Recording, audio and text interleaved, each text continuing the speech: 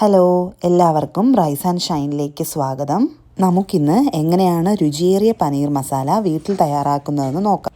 അതിനായി ഒരു പാൻ ചൂടായതിനു ശേഷം അതിലേക്ക് എണ്ണ ഒഴിച്ച് 4 ചെറിയ സവാള ചെറുതായി അരിഞ്ഞത് ചേർക്കുക.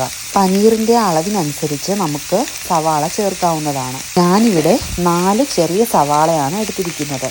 നിങ്ങൾക്ക് അളവ് വേണമെങ്കിൽ കൂട്ടിയും എടുക്കാവുന്നതാണ്. അതിനുശേഷം അതിലേക്ക് ആവശ്യത്തിന് ഉപ്പ് ചേർക്കുക. എന്നിട്ട് നന്നായി ഇളക്കി കൊടുക്കുക.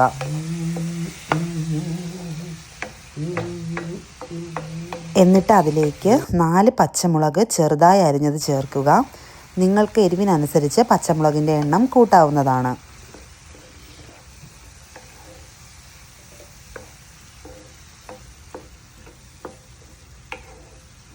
അടുത്തതായി വഴണ്ടു വരുന്ന സവാളയിലേക്ക് ഇഞ്ചി വെളുത്തുള്ളി പേസ്റ്റ് ചേർക്കുക. അതിലേക്ക് കഴുകി വൃത്തിയാക്കിയ ഒരു ടൊമാറ്റോ മിക്സിയിലിട്ട് അടിച്ച് ചേർക്കാവുന്നതാണ്. ഞാനിവിടെ ഒരു വലിയ ടൊമാറ്റോ ആണ് എടുത്തിരിക്കുന്നത്. അവരവരുടെ പുളിപ്പിനനുസരിച്ച് ടൊമാറ്റോയുടെ അളവും കൂട്ടാവുന്നതാണ്.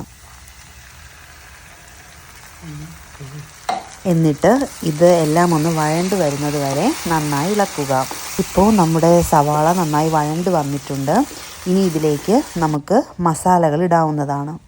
ആദ്യം അതിലേക്ക് 1 ടീസ്പൂൺ മഞ്ഞൾപ്പൊടി ഇടുക. എന്നിട്ട് അതിനെ നന്നായി ഇളക്കുക.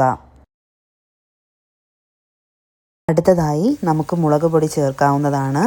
അതിനായി ഞാനിവിടെ 2 ടേബിൾ സ്പൂൺ മുളക് പൊടി അതിലേക്ക് ചേർത്തിട്ടുണ്ട്. എന്നിട്ട് നന്നായി ഇളക്കി യോജിപ്പിക്കുക.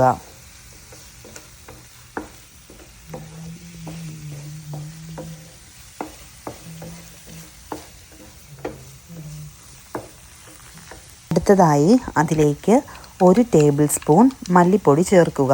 അതിനുശേഷം നന്നായി ഇളക്കി കൊടുക്കുക. പച്ചമണം മാറി വരുന്നത് വരെ ഉള്ളിയുമായി ഇതിനെ ഇളക്കുക.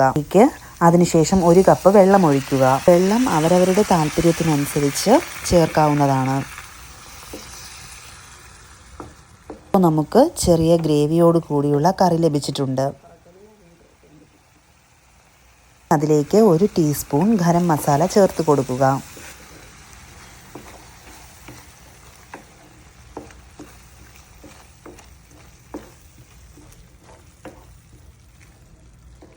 ായി നമ്മുടെ മെയിൻ ഇൻഗ്രീഡിയൻ്റായ പനീർ ചേർക്കാവുന്നതാണ്.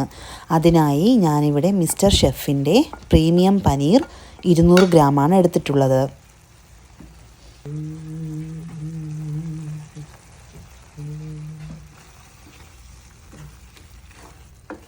പനീറിനെ നമ്മുടെ ഗ്രേവിയുമായി നന്നായി മിക്സ് ചെയ്യുക. അതിലേക്ക് 1 ടീസ്പൂൺ കുരുമുളക് പൊടി ഇടുക. എന്നിട്ട് ഇതെല്ലാം ചേർത്ത് നന്നായി ഇളക്കുക.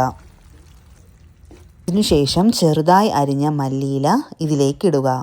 ഇപ്പോൾ നമ്മുടെ രുചിയേറിയ പനീർ മസാല ഇവിടെ തയ്യാറായി കഴിഞ്ഞു. ഇത് അപ്പം, ചപ്പാത്തി തുടങ്ങിയ എല്ലാ പലഹാരങ്ങളുടെ കൂടെയും കഴിക്കാവുന്നതാണ്. വീഡിയോ നിങ്ങൾക്ക് ഏവർക്കും പ്രയോജനകരമാകുമെന്ന് ഞാൻ വിശ്വസിക്കുന്നു. ഉള്ള കൂടുതൽ വീഡിയോസിനായി നിങ്ങൾ എൻ്റെ ചാനൽ സബ്സ്ക്രൈബ് ചെയ്യുക. കൂടാതെ ബെൽ ഐക്കണും പ്രസ് ചെയ്യുക. കൂടാതെ നിങ്ങൾക്ക് ഈ വീഡിയോ ഇഷ്ടപ്പെട്ടാൽ ലൈക്ക്, കമൻറ്റ് പിന്നെ മാക്സിമം ഷെയറും ചെയ്യുക. അടുത്ത് ഇതുപോലൊരു വീഡിയോയുമായി വീണ്ടും കാണാവുന്നതാണ്. Bye bye.